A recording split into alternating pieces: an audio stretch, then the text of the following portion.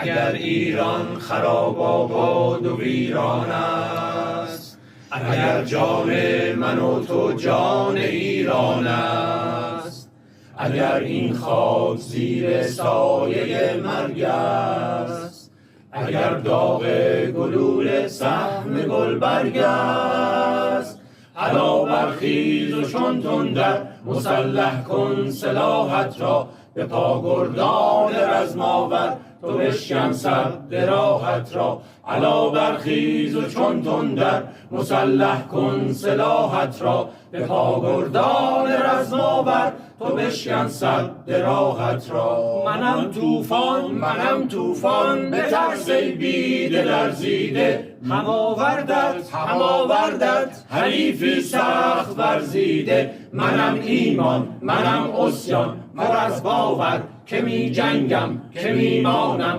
تواناتر. منم کانون شورشگر که حاضر گفته تا آخر. منم کانون شورشگر که حاضر گفته تا آخر. تفنگم را چو برگیرم، وطن را باز پس گیرم. در این بیشه من آن شیرم، وطن را باز پس گیرم. سر سبز جوانان را ببین بر چوبه های دار، همه درد و غم تاریخ شده بر زندگی آوار، شده بر زندگی آوار.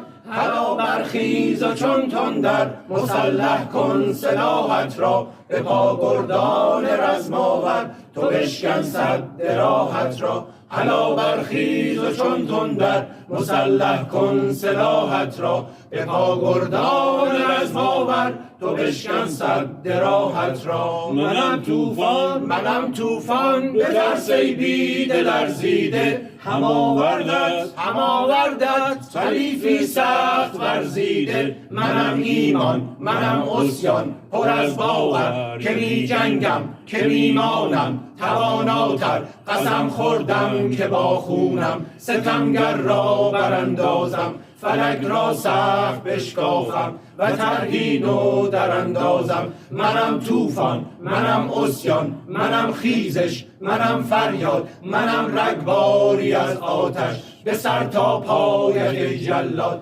منم رگباری از آتش به سر تا پایت ای جلاد. منم رگباری از آتش به سر تا پایت ای جلاد.